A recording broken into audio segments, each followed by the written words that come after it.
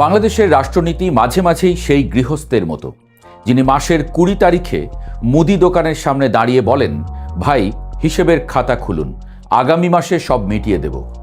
দোকানদার হেসে খাতা বাড়িয়ে দেন বটে, কিন্তু সঙ্গে ডাল, তেল, চালের দামটাও একটু বাড়িয়ে দেন।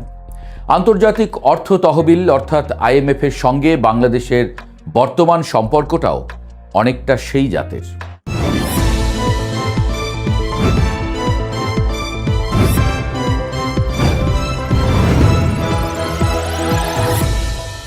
সাধারণত কোনো দেশ শখের বশে IMF-এর দরজায় যায় না। যে যায় সে যায় অভাবের তাড়নায়, রিজার্ভের ঘাটতিতে, বৈদেশিক মুদ্রার চাপে অথবা এমন এক অর্থনৈতিক সন্ধিক্ষণে। 2023 সালে ঠিক সেই অবস্থাতেই তৎকালীন সরকার IMF-এর কাছে হাত বাড়িয়েছিল। $4.7 বিলিয়ন ঋণ চুক্তি হয়েছিল। পরে 2024 সালের আগস্টে রাজনৈতিক পট পরিবর্তনের পরে অন্তর্বর্তী সরকারের সময়ে আরও $800 মিলিয়ন বাড়ানো হয়। সব মিলিয়ে চুক্তির পরিমাণ দাঁড়ায় আরও বড়। এখন পর্যন্ত বাংলাদেশ প্রায় $3.64 বিলিয়ন পেয়েছে। কিন্তু মজার কথা হলো, ঋণের গল্প এখানেই শেষ নয়, বরং এখানেই নাটকের দ্বিতীয় অঙ্ক শুরু। কারণ 2023 সালে শুরু হওয়া চলমান ঋণ কর্মসূচির ষষ্ঠ কিস্তির টাকাই এখনও আটকে আছে। গত ডিসেম্বরে সেই অর্থ পাওয়ার কথা ছিল। পরে আলোচনা উঠল ষষ্ঠ ও সপ্তম কিস্তি একসঙ্গে ছাড় হতে পারে। জুনের মধ্যে $1.3 বিলিয়ন অর্থাৎ $130 কোটি পাওয়ার কথা ছিল। কিন্তু ওয়াশিংটনে বৈঠক করেও জট কাটেনি।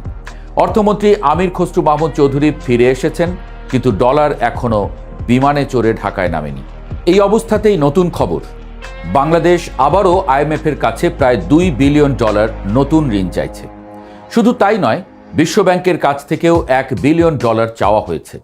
ওয়াশিংটনে বিশ্বব্যাংক ও IMF-এর সঙ্গে বৈঠকে এমন প্রস্তাব দেওয়া হয়েছে বলে অর্থ মন্ত্রণালয়ের কর্মকর্তারা ইঙ্গিত দিয়েছেন। যদিও সরকারি কণ্ঠ এখনও সাবধানী, কারণ পর্দার আড়ালের আলোচনা শেষ না হলে প্রকাশ্যে কেউ মুখ খুলতে চায় না। রাষ্ট্রের অর্থনীতিতে অনেক সময় সত্য কথাও লাজুক কোণের মতো শোনায়। সবাই জানে, কিন্তু মুখে কেউ আনে না। এখানে প্রশ্ন উঠতেই পারে, চলমান কর্মসূচির টাকা যখন আটকে, তখন নতুন ঋণের কথা কেন? অর্থনীতিবিদদের অনেকে বলছেন এর পেছনে মূল কারণ হলো জ্বালানি ব্যয়। ইরান যুদ্ধের কারণে জ্বালানির আন্তর্জাতিক বাজারে চাপ বেড়েছে। বাংলাদেশকে অতিরিক্ত প্রায় $3 বিলিয়ন ব্যয় করতে হচ্ছে। সরকার রিজার্ভ থেকে সেই অর্থ খরচ করতে চাইছে না, কারণ রিজার্ভে হাত দিলে আমদানি সক্ষমতা কমবে, ঋণ পরিশোধের সক্ষমতা দুর্বল হবে, ডলারের বাজারে অস্থিরতা বাড়বে, আর টাকার মান পড়ে গেলে শেষে পকেট কাটা হবে নাগরিকেরই। এই জায়গায় সিপিডির সম্মাননীয় ফেলো ডক্টর মুস্তাফিজুর রহমানের বক্তব্য যথেষ্ট তাৎপর্যপূর্ণ। তার ধারণা, এই বাড়তি জ্বালানি ব্যয়ের চাপ সামলাতেই সরকার বিশ্বব্যাংক, IDB ও IMF-এর মতো সংস্থাগুলোর দিকে তাকাচ্ছে। কারণ রিজার্ভে হাত দিলে শেষ পর্যন্ত মানুষের উপরেই করের বাড়তি চাপ আসতে পারে। কিন্তু অর্থনীতির ব্যঙ্গ এখানেই, ঋণ নিলেও চাপ, ঋণ না নিলেও চাপ। ঢাকায় বিশ্বব্যাংকের সাবেক প্রধান অর্থনীতিবিদ ডক্টর জাহিদ হোসেনও প্রায় একই কথাই বলেছেন।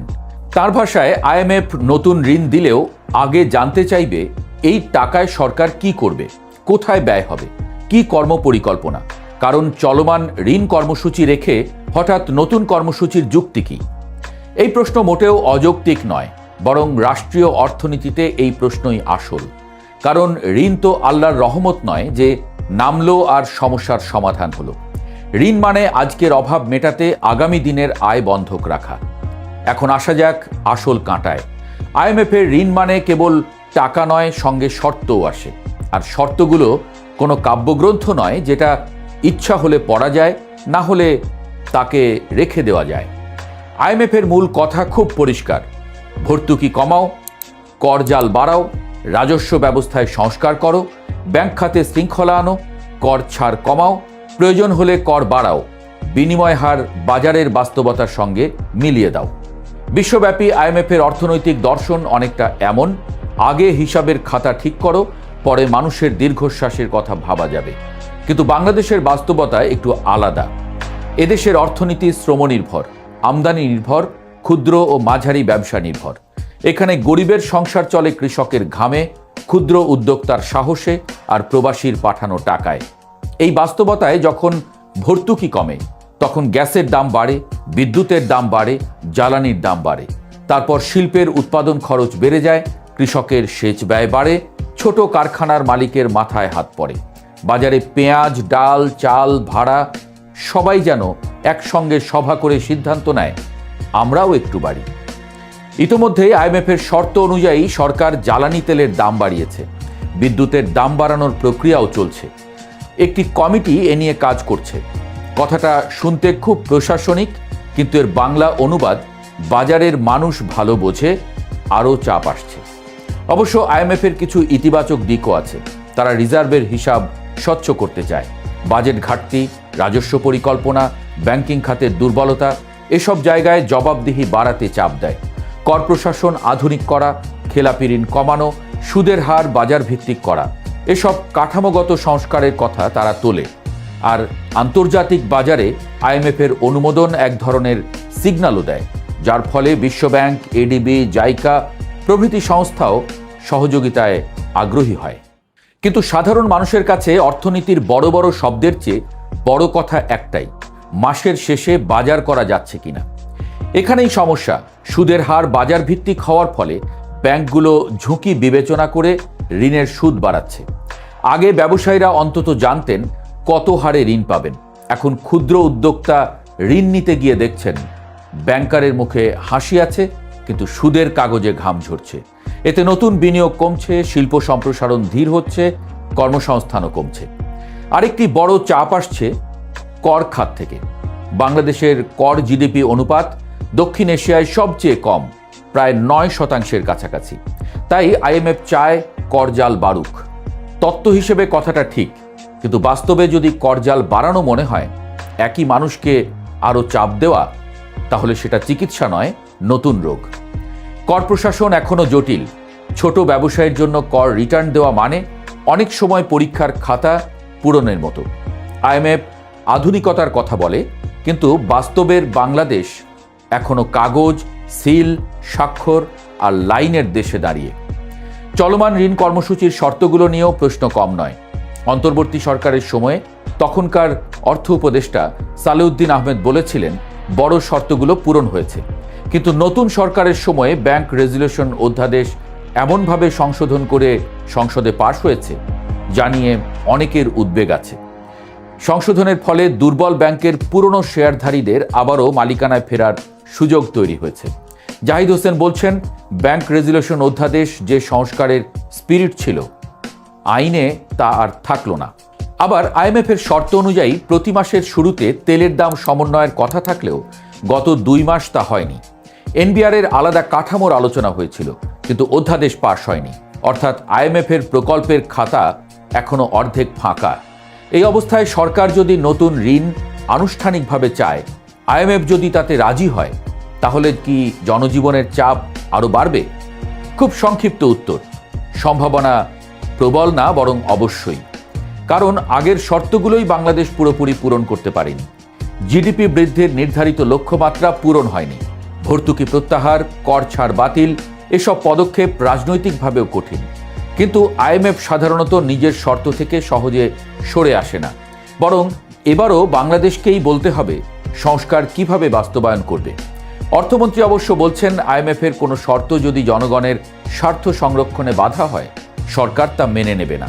কথাটি শুনতে বেশ বলিষ্ঠ, কিন্তু আন্তর্জাতিক অর্থনীতির টেবিলে শুধু বলিষ্ঠ বাক্য দিয়ে কিস্তি ছাড় হয় না। সেখানে খাতা দেখে, আইন দেখে, নীতি দেখে, বাজেট দেখে। জুনে জাতীয় বাজেট ঘোষণার পর আইএমএফের প্রতিনিধি দল ঢাকায় আসতে পারে। অর্থনীতিবিদদের ধারণা, তারা দেখবে সংস্কারের প্রতিফলন বাজেটে কতটা আছে। তারপরই হয়তো আটকে থাকা কিস্তির সিদ্ধান্ত হবে। এই পুরো ঘটনাটার মধ্যে সবচেয়ে বড় ব্যঙ্গ সম্ভবত এটাই, সরকার বলছে নতুন ঋণ জনজীবনের জন্য চাপ কমাতে চায়, অথচ সেই ঋণের শর্তই আবার জনজীবনের উপর নতুন চাপ তৈরি করতে পারে। তবে আইএমএফকে পুরোপুরি দোষ দিয়ে হাত ধোয়া সহজ, কিন্তু সমাধান নয়। বিকল্পও আছে। নিজস্ব রাজস্ব আদায় বাড়াতে হবে, কর ব্যবস্থা সহজ করতে হবে, প্রবাসী আয়ের জন্য ব্যাংকিং চ্যানেলকে আকর্ষণীয় করতে হবে, রপ্তানিকে পোশাকের বাইরে ফার্মাসিউটিক্যালস, চামড়া, কৃষিপণ্য ও আইটি খাতে ছড়িয়ে দিতে হবে। জ্বালানির ক্ষেত্রে নবায়নযোগ্য উৎসে বিনিয়োগ বাড়াতে হবে। সবচেয়ে বড় কথা, বৈদেশিক ঋণ এমনভাবে প্রকল্পে নিতে হবে যেখান থেকে আয় বাড়বে, শুধু ফিতা কাটার ছবির জন্য নয়। কারণ ঋণ যদি এমন প্রকল্পে যায় যার রিটার্ন নেই, তাহলে সেটা অর্থনীতির নয়, ভবিষ্যৎ প্রজন্মের নামে আগাম বিল পাঠানো। শেষ কথা হলো, আইএমএফের ঋণ নিজের শত্রু নয়, আবার বন্ধু বললেও বাড়াবাড়ি হয়। এটি অনেকটা কড়া স্বভাবের মহাজনের মতো। সময় মতো টাকা দেয়, কিন্তু বিনিময়ে সংসারের হাঁড়ির খবরও নিতে চায়। বাংলাদেশের জন্য এখন আসল কাজ ঋণ নেওয়া কিনা সেই সিদ্ধান্ত নয়, বরং ঋণ নিলে তার মানে কি সেটা স্পষ্ট করা। টাকা কোথায় যাবে, কিভাবে ফেরত আসবে, কোন সংস্কার ধাপে ধাপে হবে, আর মানুষের উপর চাপ কতটা পড়বে, এই হিসাব আগে নিতে হবে। তবে ঋণ করলে আত্মার স্বাধীনতা যেমন নষ্ট হয়, দেশ ঋণ করলেও দেশকে অন্যের তদারকিতে চলতে হয়। সেটি আরও প্রবল হতে যাচ্ছে বাংলাদেশের জন্য।